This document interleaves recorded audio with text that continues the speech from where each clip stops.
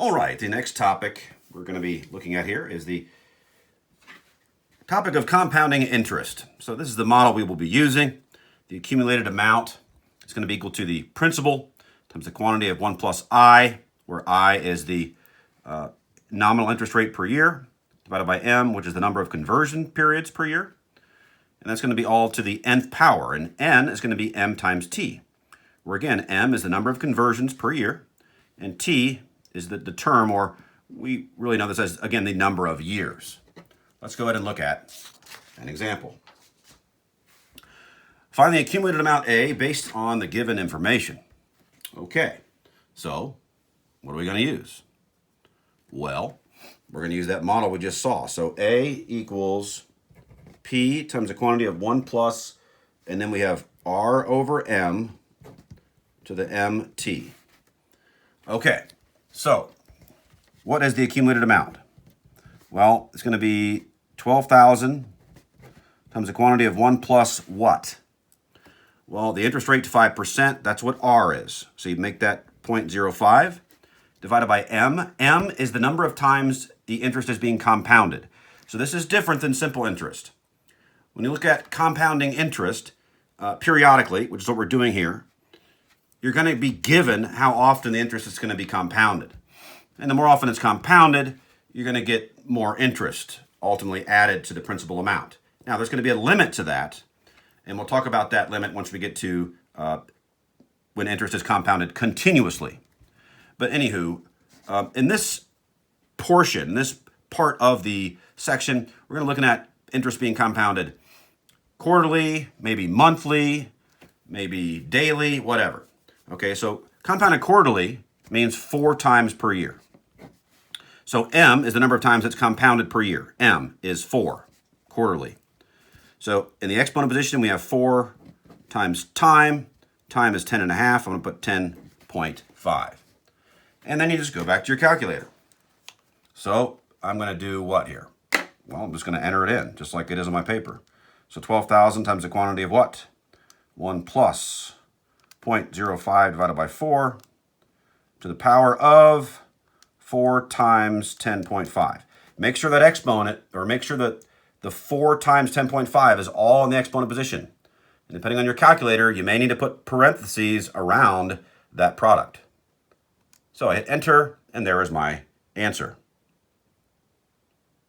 All right, so I'm going to write that down. So I get $20,219.60. That's the accumulated amount based on the given information. All right, let's look at the next example. Okay, so same idea. Now we're compounding it monthly. That means M is 12 because there are 12 months in a year. All right, so let's look at that same model again. Let's go ahead and cut to the chase. So principal is 150,000 times what? 1 plus the interest rate, that's 4%. All over the number of times it's being compounded, that's 12. All to the power of 12 times what? The number of years. The number of years here is 4. And you take out your handy-dandy calculator and you go back to work. So you get 150,000 times the quantity of what? 1 plus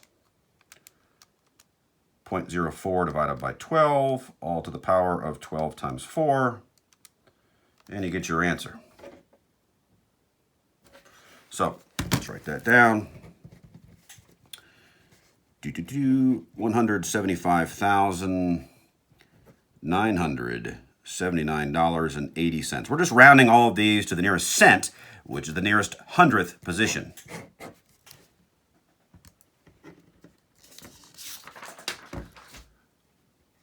All right, the next concept was what I was alluding to a couple minutes ago, and that is there's a limit in terms of how much interest we can hit on a principal amount. Okay, so that actually is a limit here. It ultimately gives us this base E, which is something we studied before. Okay, the limit actually is this. The limit as n number of times interest is compounded approaches infinity. So what if you tried to, compound interest an infinite number of times? Well, you get this limit here, which you don't need to know, but it does give us this base E, okay? So the good news is you've already seen this, okay? This is, I call PERT, okay, P-E to the R-T, but really this is exactly the same as Q of T equals Q sub 0 times E to the KT, all right? It's the same exact model, just now we're using it in the financial realm, okay? All right, so let's look at the compounding of interest continuously.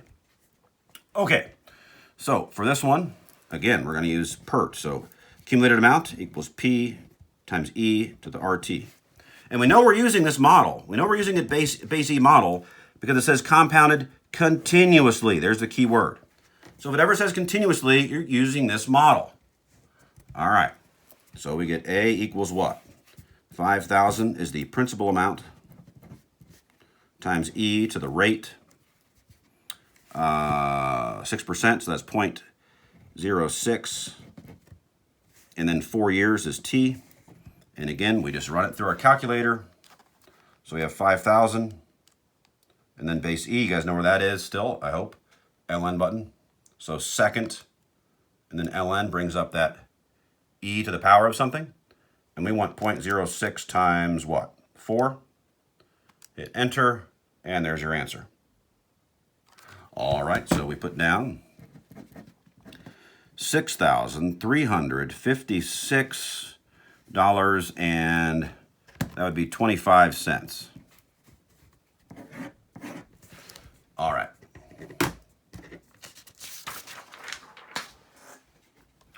What about this example?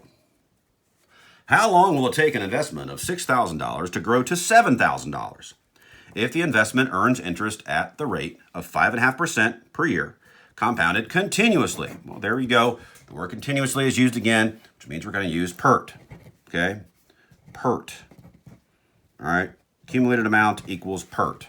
All right? Okay, so now, a little bit different. The accumulated amount is what we're going to want it to grow to, which is going to be 7,000. P is the initial investment. E to the, well, the rate is 5.5%. 5.5% would be what as a decimal? 5.5% would be 0.055. And we're solving for T.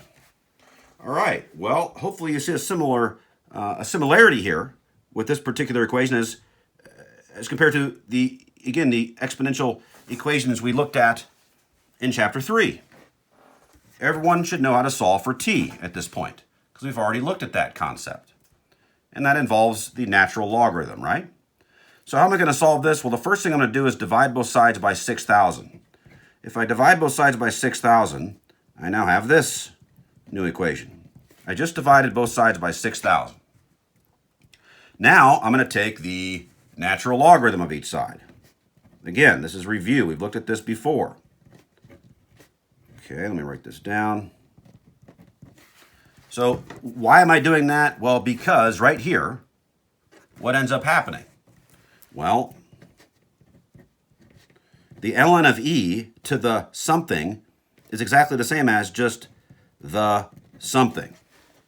So the bottom line is here, T is going to be equal to what? T is going to be equal to the natural logarithm of 7 over 6 divided by 0.055. So that's what I'm going to put in my calculator. And let's go ahead and round this to the nearest tenth of a year. I'm going to round this to the nearest tenth of a year. So using my calculator, I do the natural logarithm of 7/6. And I'm going to divide that by 0.055. And I get 2.8 to the nearest tenth of a year. 2.8 years. The final topic for section 4.1 is the effective rate of interest. This is like, well, if you ever heard a commercial on TV where we're talking about any sort of investment, savings account, maybe a rate on a mortgage, if you're looking at it in that way, that light, where they say, you know, the nominal rate is 3.5%, but the APR is 3.65% or something like that. That's basically what this is. So effective rate is really what would be the interest rate if it were just compounded once per year? Okay, so go ahead and make a note of this formula, and then we'll talk about it in the final example. All right. So what is the effective rate corresponding to the given nominal rate here?